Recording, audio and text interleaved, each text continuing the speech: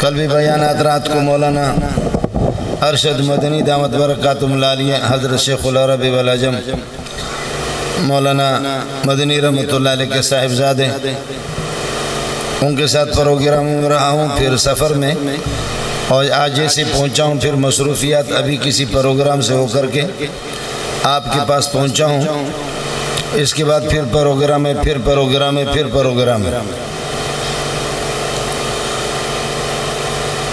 جو ساتھی محنت کر رہے ہیں اور جس مشغلے میں لگے ہوئے ہیں، اگر نیت صاف ہو تو اس سے اچھا مشغلہ اور اس سے کوئی اچھا عمل دنیا کے اندر ہے ہی نہیں۔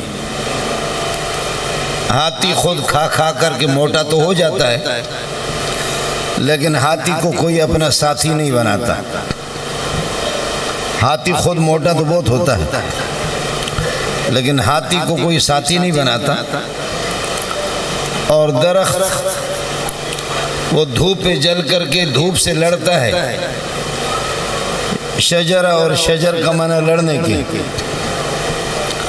تو درخت دھوپ سے لڑتا ہے، سورج سے لڑتا ہے، خود اوپر سے جلتا ہے لیکن نیچے والے سائے میں رہتے ہیں۔ تو آپ بتائیں طبی طور پر کیا درختوں سے محبت ہے یا ہاتھی سے؟ اور درخت بھی پھلدار قسم کا درخت ہو، پھر پھلدار درخت آپ بن گئے نا، لوگ پتھر بھی ماریں گے، ہزاروں لوگ آپ کی تعریف بھی کریں گے، اور سینکڑوں آپ کے مخالف بھی ہوں گے، پتھر بھی ماریں گے۔ خالی درخت کو کوئی پتھر نہیں مارتا۔ توت ہے یا انگور ہے، بچوں کی رسائی جہاں تک نہیں ہو سکتی، یا کوئی اور پھلدار درخت ہے تو بچے نیچے سے پتھر اس کو مارتے کہ کوئی پھل گر جائے۔ جو مولوی کمال کا ہوگا تو اس کے خلاف بکیں گے، اس میں کمال ہے، اس میں پھل ہے۔ ہیرو خیرو نتھو خیرو ٹٹو کی مخالفت کون کرے گا؟ آپ بات سمجھ رہے ہیں؟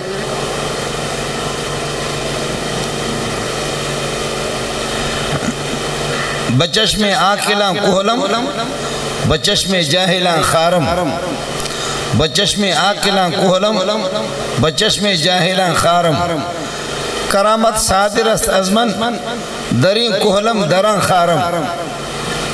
میں عقل مندوں کی آنکھوں کا سرمہ ہوں اور جاہلوں کی آنکھوں کا کانٹا ہوں۔ میری کرامت دیکھو کہ میں منظور کانٹا بھی ہوں اور میں سرمہ بھی ہوں۔ آپ کو سمجھ میں آ رہا ہے؟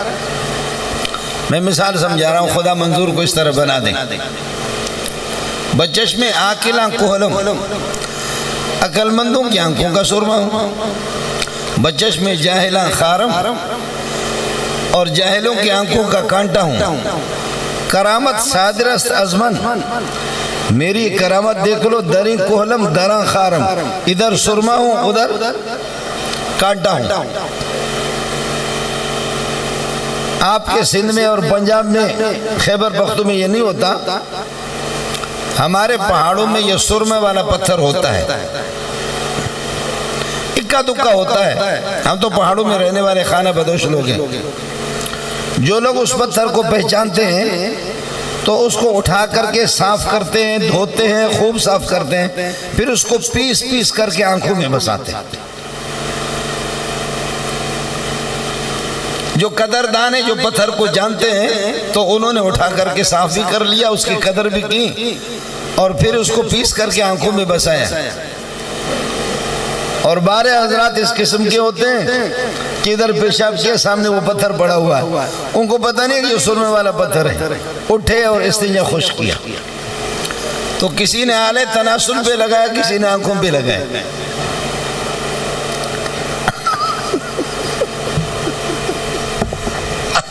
آپ سمجھ رہے ہیں پتھر کے اس میں کیا قصور ہے؟ کسی نے آنکھوں میں بسایا اور کسی نے آلے تناسل پہ لگایا۔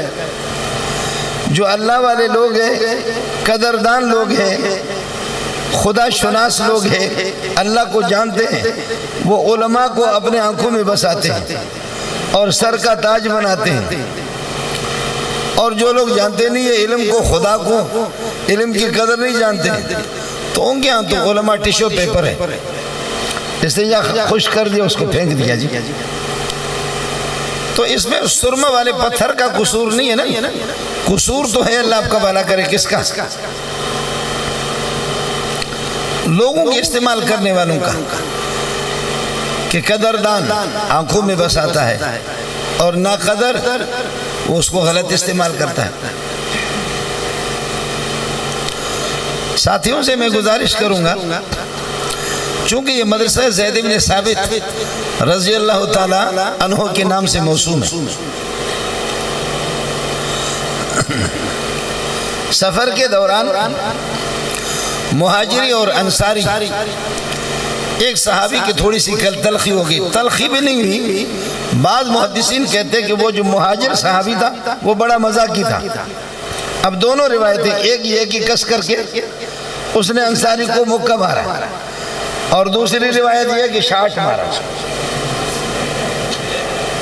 آپ سمجھ رہے؟ دونوں روایتیں، مزاقی آدمی مزاق کرتے رہتے ہیں، میں خود مزاقی ہوں۔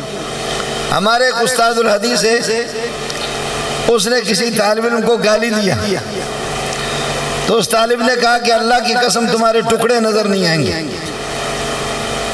منظور اگر ماں کی گالی بھی دے دیں ہمیں اتنی خوشی ہوتی ہے، بعد مجھے فون بھی کرتے ہیں، میں 5 منٹ ان کے ساتھ گفتگو کرتا ہوں، 10 منٹ گفتگو کرتا ہوں، کہتے ہیں استاد جی کوئی مزہ نہیں آیا۔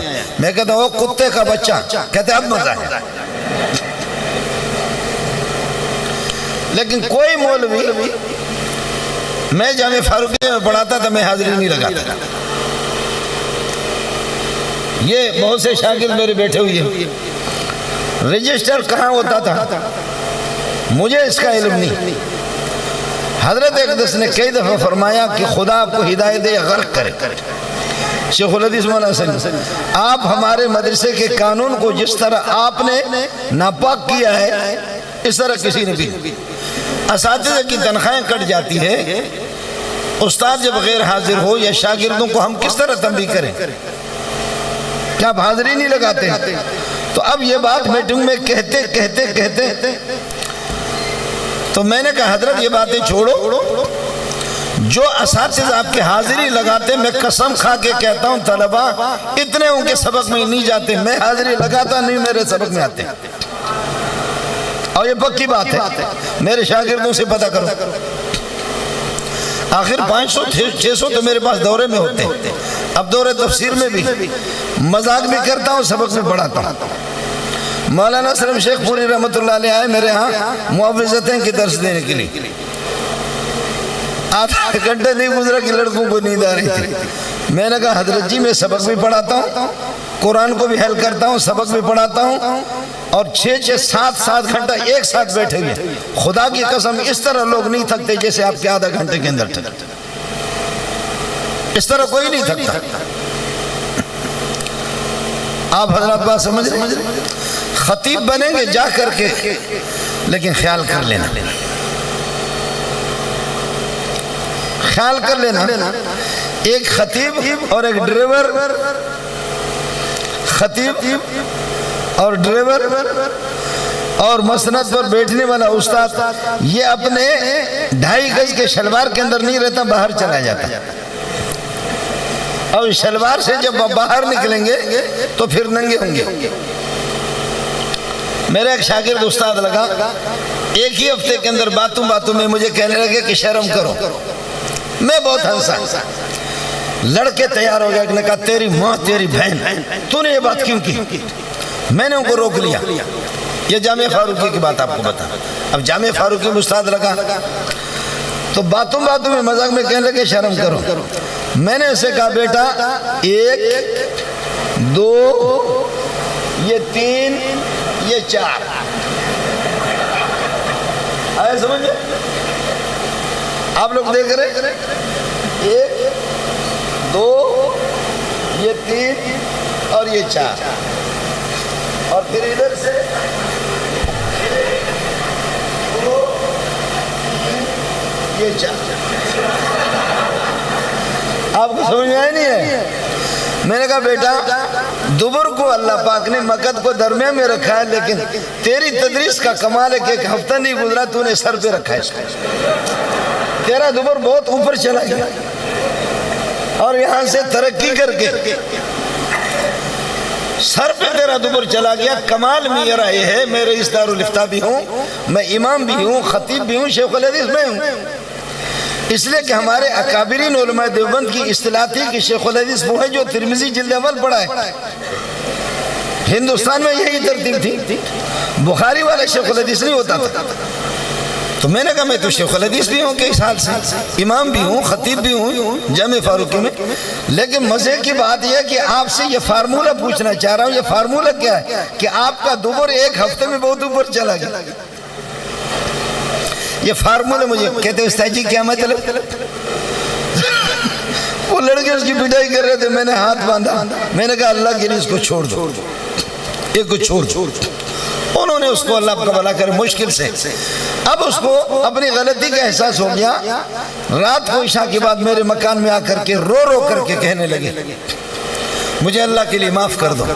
میں نے کہا معاف کر دیا، لیکن اس کو سر سے نیچے اتارو۔ میں نے معاف کر دیا، لیکن یہ جو آپ کا مقد شریف ہے، نواز شریف، شہباز شریف، تو یہ جو آپ کا مقد شریف ہے اس کو ذرا نیچے اتارو۔ یہ حال ہے جی ہمارا، اپنے شلوار کے اندر رہنا۔ ایک آدمی جا رہا تھا، دوسرے نے پیچھے سے انگلی دے دی، اس نے کہا چلو یہ 5 روپے لے لے۔ تھوڑی دیر کے بعد کوئی اور جا رہا تھا، اس کو انگلی دے دی، اس نے بھی 5 روپے دے دی۔ پھر آگے جا رہا کہ اس میں تو مفت میں پیسے ملتے، ایک اور کو انگلی دے دی، اس نے تلوار نکال کر کے گردن اڑا دی۔ آپ سمجھ رہے؟ مولانا بجلی گھر لوگوں کی ماں اور بہنوں کا نام لے کر کے گالی دیتے تھے، اور لوگ کہتے تھے ہمارا ابا ہے، خدا کی قسم میں خوشی ہوتی۔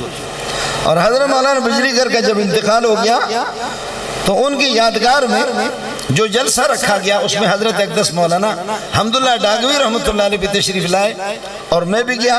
حضرت اقدس مولانا ضرب خان رحمۃ اللہ علیہ بھی تھے، لیکن وہ نہ آ سکے۔ تو میں نے مفتی قاسم سے عرض کیا کہ مفتی صاحب پہلے بجلی گھر بننے میں ٹائم لگے گا، بجلی گھر بننے میں وقت لگے گا، خیال کر لینا۔ چنانچہ ایک ہفتہ نہیں ہوا کہ مفتی صاحب نے بھی اس طرح کچھ باتیں کی، لوگوں نے کہا کہ تمہارے ٹکڑے نظر نہیں آئیں گے۔ بجلی گھر چیز ہی الگ، بجلی گھر چیز ہی الگ۔ جامع فاروقی میں ایک استاد نے طالب علم کو دی گالی، اس نے یاد پکڑا، دے مارا اس کو، لوگ کھینچ رہے، وہ ایرانی تھا، اتنا طاقتور تھا، کھینچ رہے لوگ اس کو، کھینچ رہے، طالب علم چھوڑ نہیں رہا۔ آخرکار استاد کی حالت جگہ صبر کر، صبر کر۔ اور پھر اس کے بعد طالب علم ہنس ہنس کر کے کہنے لگے کہ منظور بننے میں تھوڑا سا ٹائم لگے گا۔ آپ کو اندازہ ہو گیا کہ تو کتنے طاقت کا مالک ہے، اس لیے ہوش سے آپ جائیں گے۔ میری خطابت تو ننگی خطابت ہے، لیکن یہ کہ مجھے کسی مشکلات کا سامنا کرنا نہیں پڑا۔ ہاں کچھ لوگ سیاق و سباق سے بات کاٹ کر کے، ان کے میں ذمہ دار نہیں، وہ بھی اپنے لوگ ہوتے ہیں، لیکن کبھی بھی مشکلات کا سامنا، لیکن اس میں تھوڑا سا وقت لگے گا، وقت لگے گا۔ دوسری بات جو آپ سے گزارش کروں گا، آدھی راتوں کو اٹھیں گے، آدھی راتوں کو اٹھیں گے، روئیں گے۔ حضرت اقدس ابو الحسن علی ندوی رحمۃ اللہ علیہ فرماتے ہیں کہ ہندوستان میں ایک خطیب تھا جس کی اردو بھی کوئی خاص نہیں تھی، فصاحت و بلاغت کے مالک بھی نہیں تھے۔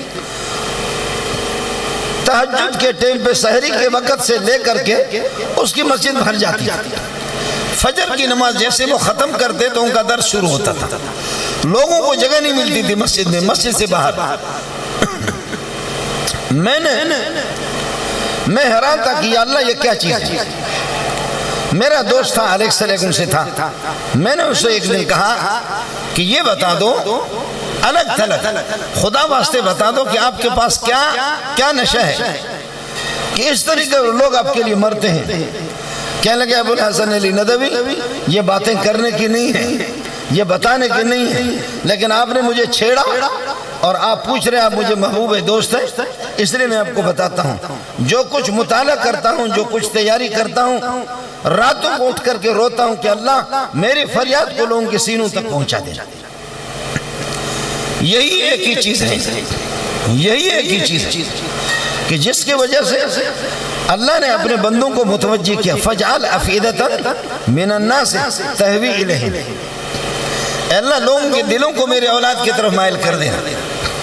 یہ ہوگا وَدَاعِيًا إِلَى اللَّهِ بِإِذْنِهِ وَسِرَاجًا مُنِيرًا، لیکن وَمَنْ أَحْسَنُ قَوْلًا مِّمَّنْ دَعَا إِلَى اللَّهِ، دعوت إِلَى اللَّهِ، اس سے زیادہ خوبصورت کسی کی بات ہو ہی نہیں سکتی کہ جو اللہ کے، کوئی سینما کی طرف بلا رہا ہے، کوئی شراب کی طرف، کوئی ڈکیتی کی طرف، کوئی کس طرف، کوئی کس طرف، کوئی کس طرف، کوئی کس طرف، لیکن جو اللہ کی طرف دعوت دے رہا ہے، اس کی دعوت سے اچھی کسی کی دعوت ہی نہیں، اس کی پکار سے کسی کی پکار اچھی نہیں، اور اس کی اللہ کا بھلا کرے گفتگو سے کسی کی گفتگو اچھی نہیں ہے۔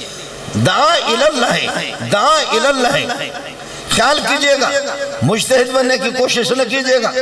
میں آپ سے ایک بات اور کروں گا، اور کلیانوی صاحب میرے سر کے تاج، آپ سمجھ رہے، لیکن آپ سے عرض کروں گا کہ عربی جو ذخیرہ ہے، قواعد کا جو ذخیرہ ہے، اس کو پڑھیں گے، اس کو پڑھیں گے۔ آپ ادھر جو بیٹھے ہوئے ان میں سے کوئی بھی میدان پہ نہیں گیا، ختم نبوت والے دوسرے بیٹھے، کوئی نہیں گیا۔ میں گیا ہوں، شیعوں کے سامنے گیا ہوں، قادیانیوں کے سامنے خوب گیا ہوں، اور مجھے اعتماد کے ساتھ میرے اکابرین نے بھیجا ہے۔ بعض جگہوں میں میں رسوا ہو چکا ہوں، بعض جگہوں میں رسوا ہو چکا ہوں۔ آپ کو بتا رہا ہوں، اردو کتابیں پڑھ کر کے، چاہے وہ سرفراز صاحب کے ہوں، یا وہ غلام اللہ خان صاحب کے ہوں، یا کسے باشد، جب تک عربی قواعد میں آپ کی پختگی نہیں ہوگی، پھر چیلنج نہیں دینا، صرف تقریر کر لینا، چیلنج نہیں دینا۔ آپ کو بھی معلوم ہوگا، میرا نام نصیر الحق، استادوں نے میرا نام منظور رکھا۔ حضرت اقدس مفتی عبدالشکور ترمذی رحمۃ اللہ علیہ نے بتایا، انہوں نے کہا کہ سردار احمد گبول کا مناظرہ ہمارے جس بھی عالم کے ساتھ ہوتا اٹھا کر کے پھینکتا تھا اس کو، اور ظاہر ہے کہ گبول گبول تھا، گبول گبول تھا، آپ سمجھ رہے۔ آخرکار ہماری دیوبندیت مجبور ہو کر کے جا کر کے حضرت اقدس مولانا محمد منظور نعمانی ہندوستان والے کو کہا کہ خدا کے لیے ہم دیوبندی رسوا ہوگا، تو حضرت اقدس مولانا محمد منظور نعمانی نے فرمایا میں آتا ہوں، لیکن 50,000 روپے میری فیس ہے۔ اس زمانے کے 50,000 آج کے کروڑوں روپے بنتے ہیں، اس زمانے کے 50,000 کروڑوں روپے بنتے ہیں۔ اور آپ نے دیکھا کہ حضرت اقدس مولانا محمد منظور نعمانی آ گئے سردار احمد گبول سے، ان کا جب مناظرہ ہوا، ساتھی ہمارے کہتے ہیں مناظرہ، مجھے غیر مقلد نے کہا میں آپ سے مناظرہ کرنا چاہتا ہوں، میں نے کہا پھر کرنا، مناظرہ تو نہیں، پھر کہو چاہتی ہوں، پھر تو چاہتا تو نہیں ہوں، تو مناظرہ اور مناظرہ اس میں جب فرق نہیں کرتا، تو میں نے کہا تو پھر یہ کہو کہ چاہتی ہوں۔ اسم فاعل اور مفاعلہ کے مصدر میں جب آپ کو فرق معلوم نہیں ہے، میں نے کہا الو کا پٹا تو، اور رام ہو گیا، رام ہو گیا، آگے بولا ہی نہیں۔ حضرت اقدس مولانا محمد منظور نعمانی آ گئے، تو پھر 2 دن تک یہ سلسلہ رہا۔ سردار احمد گبول بلوچ آدمی، بلوچ تو گالیاں دیتے بھی ہیں، وہ گالی دیتا رہا۔ حضرت مولانا محمد منظور نعمانی رحمۃ اللہ نے فرمایا تو گالی دے، 2 دن کے بعد جب فیصلہ ہوگا کہ پلہ کس کا بھاری ہے، تو پھر جب فیصلہ میرے حق میں آئے گا، اس کے بعد آپ کے گالیوں کا جواب دوں گا۔ اور اس وقت آپ یہ چاہتے کہ یہ تیش میں آ جائے، میں انشاءاللہ غصے نہیں کروں گا، مسلک کی بات ہے اور ایمان کی بات ہے، نظریے کی بات ہے، آپ کو شکست دے کر کے پھر انشاءاللہ اس کے بعد آپ کی گالیوں کا جواب دوں گا، اب جواب نہیں۔ چنانچہ سردار احمد گبول کو چت کر دے، اس نے زمین پہ مارا۔ جی ہاں، علامہ انور شاہ کشمیر کو آپ نے کیوں بلایا؟ مقدمے بھاولپور میں وہ کیوں آئے؟ اس لیے کہ یہاں پاکستان میں کوئی مرد نہیں تھا، کوئی بھی نہیں تھا۔ مرزا بشیر اور مرزا اللہ کا بھلا کریے جو آپ کے حکیم نور الدین ہے، نور الدین جس کا بیان القرآن ہے، جی ہاں بیان القرآن، ایسی معقولی کتاب ہے قادیانی کی، ہمارے کچھ مصنفین اسے حوالے نقل کر رہے تھے. میں نے کہا خدا کے بندو یہ قادیانی نہیں. میں نے کہا فلان جگہ کو دیکھو، فلان جگہ کو دیکھو، فلان جگہ. اب پتہ چل گیا جی اتنا ماہر آدمی تھا، اتنا ماہر آدمی تھا، لیکن فنی طور پر حضرت اقدس مولانا محمد منظور نعمانی سے اس نے کہا کہ ان سات آتیت اکاد اخفیہ. سردار کا بولنے کا اخفاء مطلق ہے یا مطلق اخفاء مراد ہے؟ آپ کے کراچی کے مولویوں کو لکھنے کا بڑا شوق ہے. ایک لکھتا ہے کہ تقلید مطلق، کہیں مطلق تقلید، مطلق تقلید، تقلید مطلق. میں تو کتاب لکھ کر کے بیچتا رہا لیکن منہ ہمارا تو کالا کرتا ہے. کتاب تو لکھ رہا ہے نا، بڑا شوق ہے آپ کو کتاب لکھنے کا، لیکن تقلید مطلق اور مطلق تقلید میں جب آپ کو فرق معلوم نہیں ہے، نر قسم کے لوگ ہوتے ہیں، نر قسم کے لوگ. ابھی آپ نے دیکھا حیات انبیاء پر جس نے ایک اٹھا کر کے جو منکر حیات نبوی تھا ادھر پھینکا، رو رو کر کے اسلام آباد اور پنڈی کے علماء مجھے بلائے. میں نے کہا کرتا ہوں، کوئی بھی ماں کا لال ہو مناظرہ کرتا ہوں، لیکن 1 کروڑ میری فیس ہے. اور آپ کو بھی کہہ رہا ہوں کہ صحیح دیوبندیت جو میرے اکابرین کا مذہب ہے اس پر کوئی کروڑ روپے فیس دے دو، کروں گا میں. ایران جب میں گیا، ایران گیا آپ کا نمائندہ بن کر کے، میرا رب جانتا ہے کہ میں نے کتنی محنت کی، لیکن واپس آیا تو وفاق کی طرف سے یہ ملا مجھے. اور یہ جی ہاں، آخر کوئی مرد تھا تو کیوں نہیں بھیجا آپ لوگوں نے؟ کیوں نہیں بھیجا؟ اور واپس آیا تو یہ ملا مجھے. آپ سمجھ رہے ہیں؟ ترجمہ قرآن کے سلسلے میں وفاق نے مجھے بھیجا، مجھے بہت افسوس ہو. اگر مجھے 5 روپے انعام بھی دیتے وہ بھی انہوں نے نہیں دی. وہ بریلوی کتنا خراٹ تھا اور شیعہ کتنا خراٹ تھا. میں مثال آپ سے عرض کرتا ہوں. شیعہ نے کہا کہ آپ یہ کہہ رہے ہیں بریلوی، دیوبندی، جماعت اسلامی، اہل حدیث کہ اللہ کو دیکھیں گے، اللہ کو دیکھیں گے، اللہ مرئی ہے. تو کہتے ہیں کہ کل مرئین فہو ذو جسم، جو بھی مرئی ہوتا ہے وہ جسم رکھتا ہے. وہ کل ما لہ جسم، اور جس کا جسم ہوتا ہے وہ مرکب ہوتا ہے. چونکہ جسم حیول الاولا اور صورت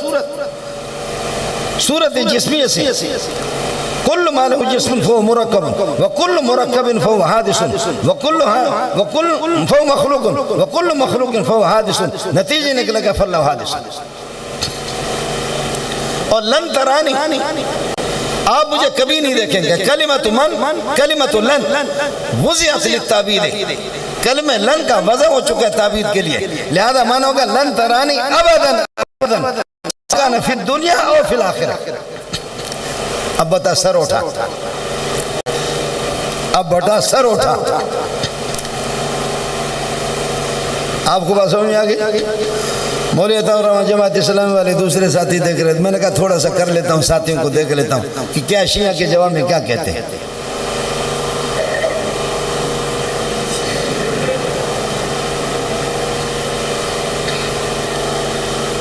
بات آئی سمجھ میں؟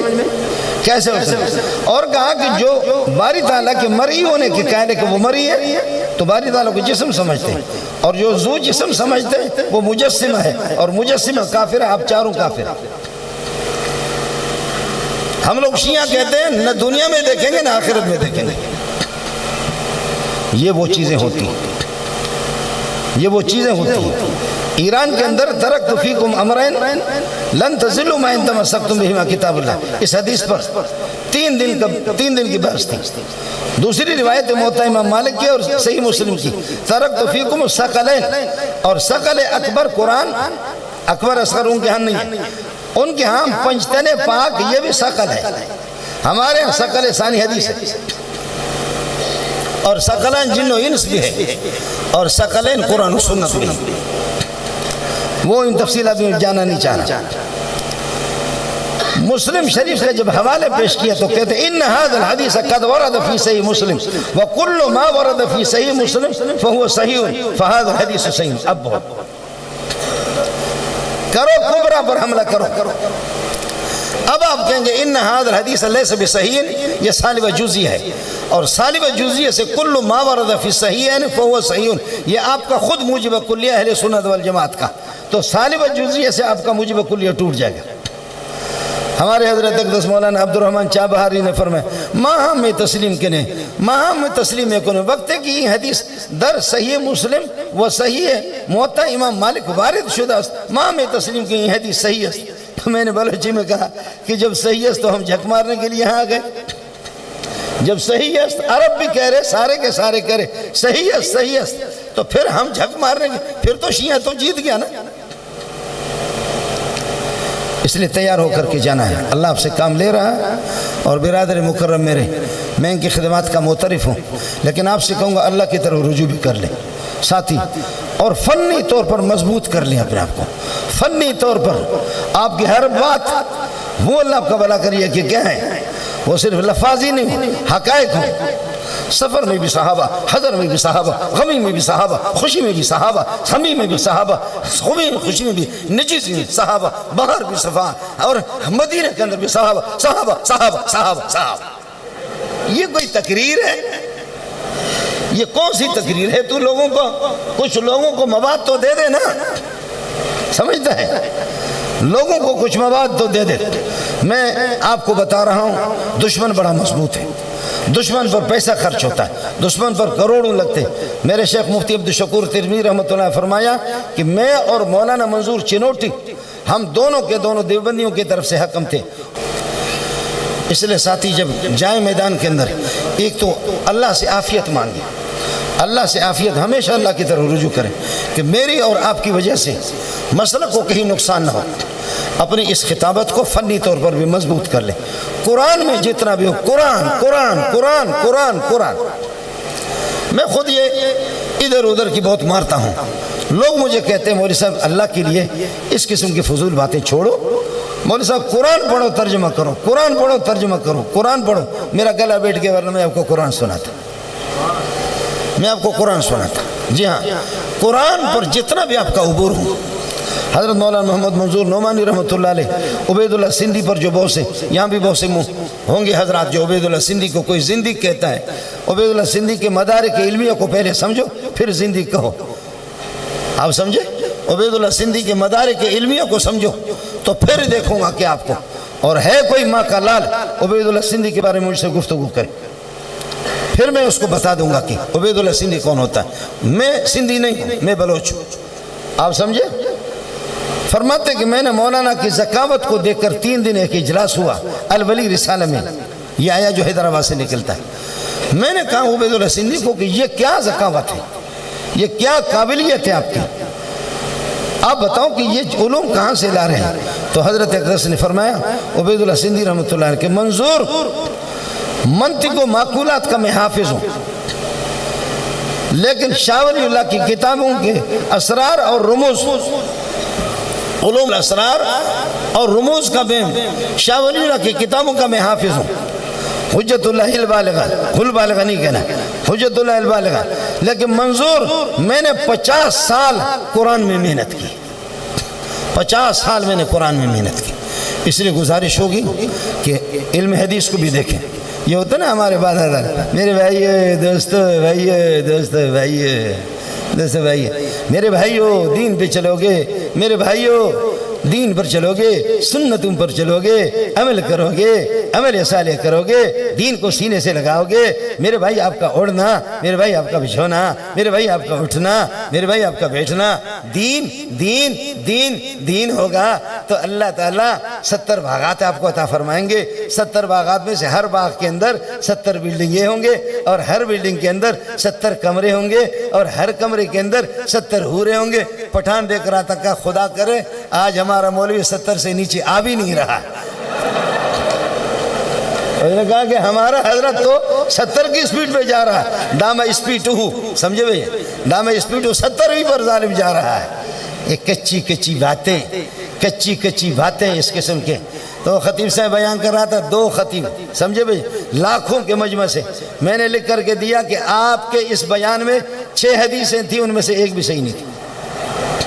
آپ کے بیان میں 5 حدیثیں تھیں، 4 تھیں، ان میں سے ایک صحیح نہیں تھی۔ کھا کر کے مرغن غذا بادام پستہ تو کھاؤ، وہ کھائیں، آپ مریدوں کو بیوقوف بنائیں، لیکن یہ ہے کہ آپ کے اس لیے آپ زید بن ثابت مدرسے کے تو سفر کے دوران میں نے عرض کیا کہ مہاجر اور انصار کی دونوں کی لڑائی ہو گئی، وہ مذاق ہو گیا، تو اس پر یہ ہے کہ مہاجر کہتے اے مہاجروں، اور انصار کہتے اس پر عبداللہ بن ابی جو رنڈیوں کی کمائی کھاتا تھا، آپ کو پتہ ہے وَلَا تُكْرِهُ فَتَيَاتِكُمْ عَلَى الْبِغَاءِ إِنْ أَرَدْنَا تَحَصُّنًا لِتَبْتَغُوا عَرَضَ الْحَيَاةِ الدُّنْيَا۔ رنڈیوں کی کمائی پہ چلتا تھا یہ سردار مردار، رنڈیوں کی کمائی پہ۔ اس نے کہا کہ مہاجر کون ہوتے ہیں؟ مہاجر میں ابو بکر عمر عثمان، خود رسول پاک مہاجرین میں ہیں۔ لَإِن رَجَعْنَا إِلَى الْمَدِينَةِ، مدینہ جائیں گے، لَيُخْرِجَنَّ الْأَعَزُّ مِنْهَا، مدینہ سے معزز، ہم معزز ہیں، کمینہ ہمیشہ اپنے آپ کو معزز کہتا ہے۔ لَيُخْرِجَنَّ الْأَعَزُّ مِنْهَا الْأَذَلَّ، ذلیلوں کو گھسیٹ گھسیٹ کر کے نکالیں گے۔ وَلِلَّهِ الْعِزَّةُ وَلِرَسُولِهِ وَلِلْمُؤْمِنِينَ، آپ کے پاس غلبہ، آپ کے پاس عزت کہاں سے آ گئی؟ یہ کہاں سے آگے کمینہ؟ حضرت زید بن ثابت نے سنا آ کر کے رسول پاک صلی اللہ علیہ وسلم، بلکہ زید بن ارقم رضی اللہ تعالیٰ، انہوں نے آ کر کے حضرت کو بتایا کہ یا رسول اللہ، اس طریقے پر یہ کہتے ہیں کہ مہاجرین کو ذلیل کہتا ہے۔ حضرت نے فرمایا کہ آپ نے یہ بات کی ہے کہ چونکہ چنانچہ دراصل میں یوں اس بات کا تعلق ہے، میں نے کہا اس کا آپ تصور کر سکتے میرے جیسے انسان آپ پر فداکار، آپ پر قربان ہونے والے، آپ کی مجلسوں میں حاضر ہونے، سفر حضر میں ہمیشہ آپ کے ساتھ ہونا، آپ کی مجلسوں کو میں چھوڑنے والا نہیں ہوں، آپ پر جان فدا کرنے کے لیے میں تیار ہوں۔ حضرت آپ میرے بارے میں کیسے غلط فہمی مبتلا ہو گیا؟ آپ کو کس طریقے پر کسی نے بتا دیا، میں کیسے اس طریقے پر آپ کے بارے میں کہہ سکتا ہوں؟ حضرت نے فرمایا کہ واہ صوفی صاحب، واہ صوفی صاحب، واہ صوفی صاحب کی حضرت زید کو حضرت نے جھٹلا دیا۔ ان کے چچا نے بتایا کہ زید کیا ہوا آپ کو؟ زید کیا ہوا کہ آپ نے خود بھی بدنام ہو گئے، پورے خاندان کو آپ نے بدنام کر دیا۔ پھر اذا جاءک المنافقون قالوا نشهد انک لرسول اللہ، جب آیت نازل ہو گئے فرمایا کہ زید قد صدق اللہ اذنک، اللہ نے تیرے کانوں کو سچا قرار دیا، تو نے جو سنا ہے بالکل ٹھیک سنا ہے۔ اس لیے آپ مدرسے زید بن ثابت یا زید بن ارقم، مدرسے کی جس کے شاگرد ہیں وہی زید بنا کرو، آپ کی ہر بات سچی ہونی چاہیے، اور سچی اس وقت ہوگی اس کا تعلق قرآن کے ساتھ ہوگا، حدیث کے ساتھ تعلق ہوگا، سچے محمد کے ساتھ، سچے صدیق اکبر کے ساتھ اس کا تعلق ہوگا، تو پھر انشاءاللہ آپ کے لیے دعا گو ہوں۔ میں ساتھیوں کو خود مولانا کلیانی صاحب کے پاس بھیجتا ہوں۔ اس کی بنیادی وجہ ہے کہ میں خود یہاں تقریر کرتا ہوں نا ایک مرتبہ، لوگ کہتے ہیں حضرت آپ کی پہلی مرتبہ بھی یہی، آخری بھی یہی، اس کے بعد آپ زحمت نہ فرمائیں۔ تو اس وجہ سے مولانا کلیانی کو بولنے کا طریقہ بھی آتا ہے، میں خود ساتھیوں کو ترغیب دیتا ہوں، بھیجتا ہوں۔ آپ حضرات اللہ کی طرف بھی رجوع کریں، اللہ آپ کے اس علم کو متعدی بنائے، اس کو نافع بنا دے، خلق خدا کو اللہ آپ سے مستفید کر دے۔ آپ کے لیے دعا کروں گا، آپ سے دعاؤں کی بھیک مانگتا ہوں، آپ کا خادم، آپ کے خاک پائے منظور، وآخر دعوانا الحمدللہ رب العالمین۔